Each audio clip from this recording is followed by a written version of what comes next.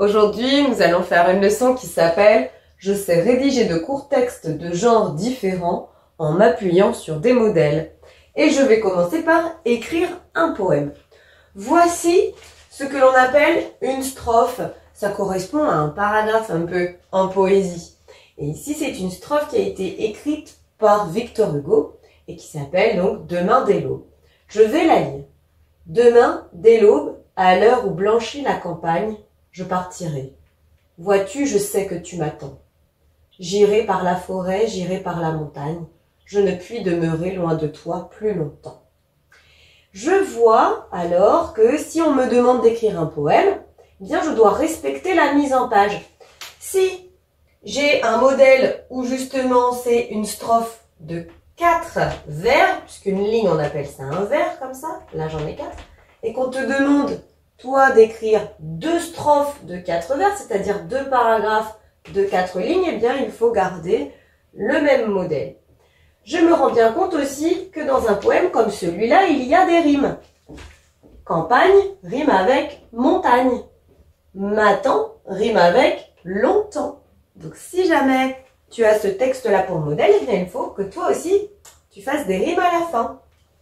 Et je n'oublie pas aussi de mettre des majuscules au début ici de chaque ligne, hein, au début de chaque vers. Donc, pour écrire un poème à partir d'un modèle, eh bien, je regarde bien ce qui est proposé et j'essaye de suivre, de faire à peu près la même chose. Si on te demande d'écrire une lettre personnelle maintenant, par exemple une lettre à un proche, je peux écrire donc ce qu'on appelle ici, je vais utiliser ma formule d'appel. Cher, là pour un garçon, là pour une fille. Cher papa, cher Marie, je t'écris pour te donner de mes nouvelles. Je vais venir te rendre visite bientôt. J'attends ta réponse. Bien à toi, Lily. Alors, bien à toi, c'est une manière de prendre congé, c'est-à-dire de quitter la conversation un petit peu, de dire bon ben à bientôt. Hein. Je peux aussi d'ailleurs écrire à bientôt, hein, mais bien à toi, c'est parfois utilisé aussi. C'est du langage un peu plus soutenu. Et je n'oublie pas de mettre ma petite signature en bas. Ici, j'ai mis Lily, par exemple.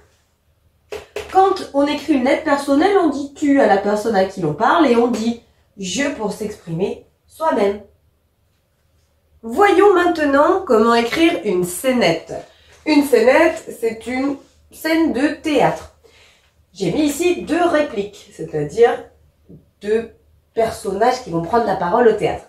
Diang, où vas-tu, Perrine? Perrine, je vais rendre visite à ma mère.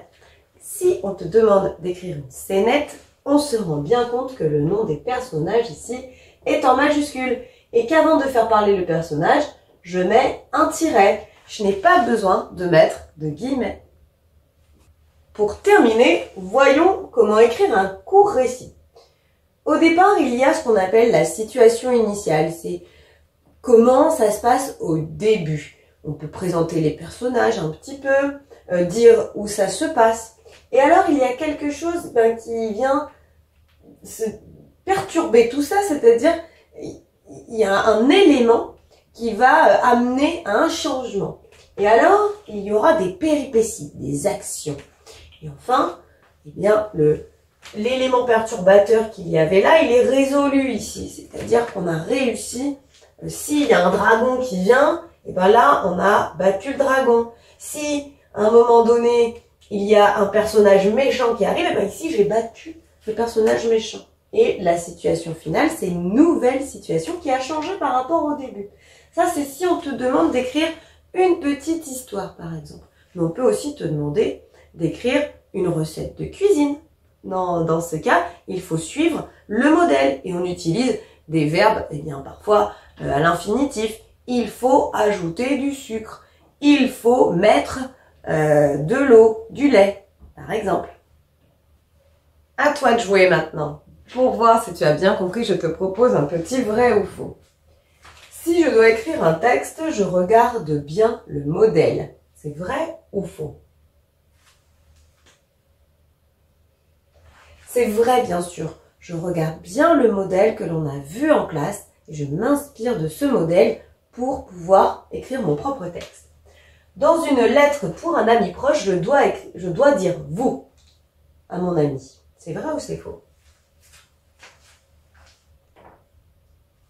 C'est faux. On avait dit qu'on pouvait dire « tu ». Si j'écris une scénette, c'est-à-dire une petite scène de théâtre, je mets des guillemets quand je fais parler mes personnages, par exemple. C'est vrai ou c'est faux? C'est faux, on avait dit pas de guillemets. Un tiret, comme ça, avant de faire parler le personnage, et avant cela, le nom des personnages est en majuscule, tiret, et là le personnage parle. Je dois toujours relire mon texte. C'est vrai ou c'est faux?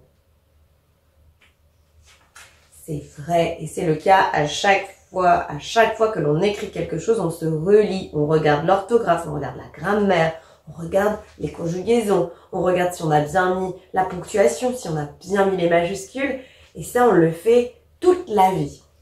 En tout cas, j'espère que c'est plus facile maintenant. Mais si c'est encore un peu compliqué, des exercices en ligne peuvent t'aider. À bientôt. Maintenant que tu as tout compris, entraîne-toi en faisant les exercices ci-dessous.